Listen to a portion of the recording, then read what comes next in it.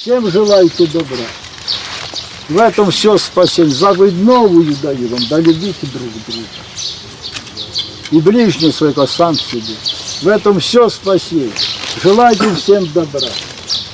Сочувствуйте всем, помогайте, утешайте.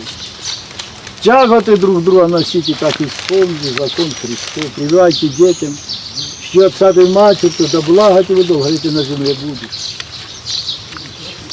Как значимы эти слова.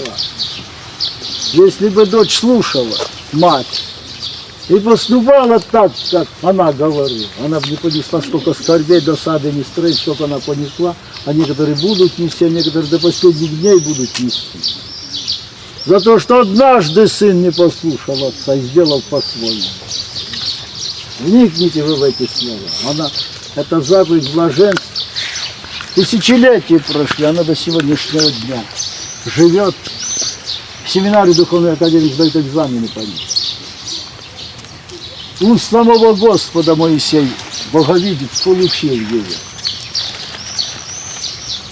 И от вида Божьего воссиял так, что сыны Израиля не могли глядеть на него. Он покрывался покрывалом. И 40 дней диктовал скорописцам закон Божий, те записаны. Откуда они его брал, эти слова? Эти благодати Божии не зашли. Так же и в те отдаленные времена. Монах ни одной буквы не знает, а псалтырь знает на память.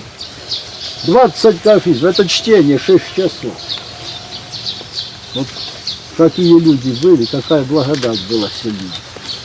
А на нас говорит, что мы последние ничего не сделаем, а будут выше нас. И Серафим Саровский говорил, я желал бы в этом веке быть, в котором мы сейчас. Потому что венцы этого века уготованы особые Господу. Поэтому и говорю, благодарите Господа за все эти тесноты, нестроения, недовыносимые законы, обижают нас, отнимают у нас, обкрадывают нас, обманывают нас. Благодарите Господа, этими скорбями Он нас исправляет и печется о нашем спасении. А за хорошее мы обязаны благодарить. А будем роптать, да судиться, будем терять.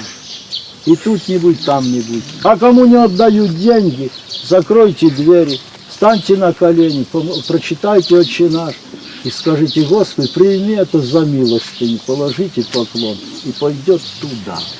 А будет судить, когда требует, тут не будет и там не будет. Вот так делай. Используйте это время, оно очень ценное для спасения.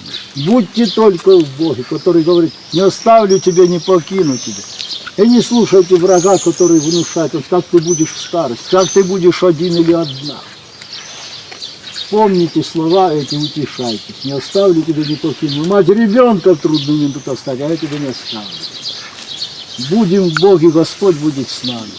И легче будет здесь и вечности будет надежда. Ну а вашим вопросам конца нет. Да благословит вас Господь.